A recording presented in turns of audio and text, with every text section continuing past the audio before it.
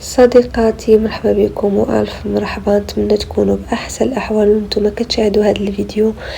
اليوم حضرت لكم وصفه الحرشات الصغار، سهله بزاف وكيجيو زوينين، وغتلقاو المقادير في صندوق الوصف اسفل الفيديو. دابا على بركه الله ندوزو لطريقه التحضير. هنايا غنحتاجو بيضه واحده ونص كاس ديال السكر ومعلقه صغيره ديال الملح، وغنحتاجو معلقه كبيره ديال الزبده والفاني السائله، واللي توفر عنده الفاني ساشيات يقدر يستعملها. وغنضربوهم مزيان مزيان مزيان مزيان حتى تذوب لينا ديك الزبده وما غتبقاش حبيبات.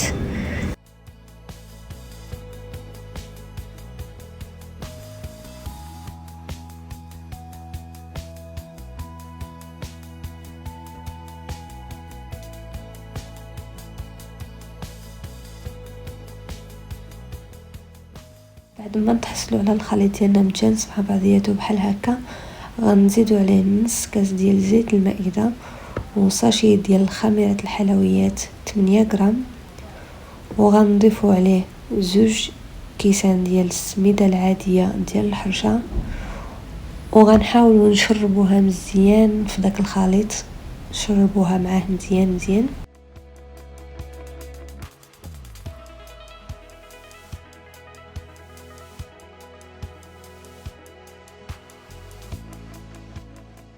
وغنضيفوا على الخليط ديالنا 2 كيسان ديال الحليب.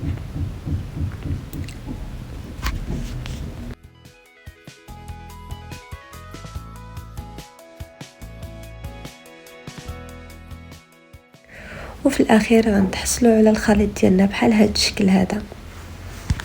هنايا غنحطوا المقله ديالنا فوق النار اللي غتكون مهيله بزاف، والمقله ما تكونش سخونه بزاف، غير شي شويه. نضعوا واحد الكميه ديال الخليط ونحطوا من فوق منها واحد الغطاء باش ترجع لي هذيك السخونيه، ونخليوها طيب على خاطرها.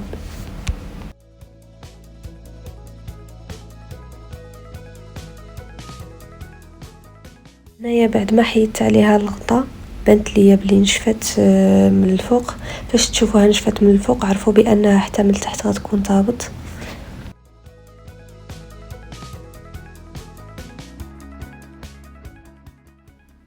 وهنايا غنحاول نقلبها كما كتشوفوا معايا، تحمرات كامله، وغنستمر معاهم كاملين هكا.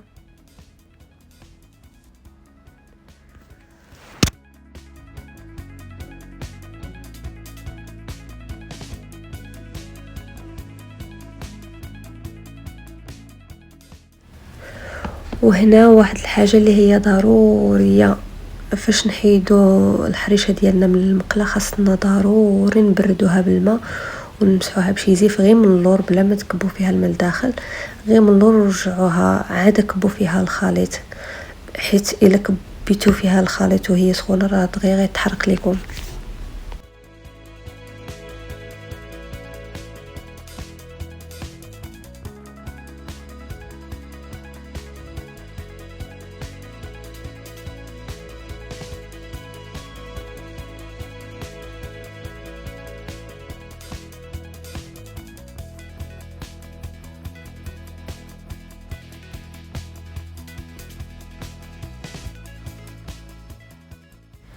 وهنايا بعد ما وجدوا الحريشات ديالنا كيجيو واعرين واعرين ولذاذ بزاف. نتمنى ينالوا اعجابكم وتجربوهم ويعجبوكم بزاف بزاف، وبالصحه والراحه. الى فيديو قادم ان شاء الله.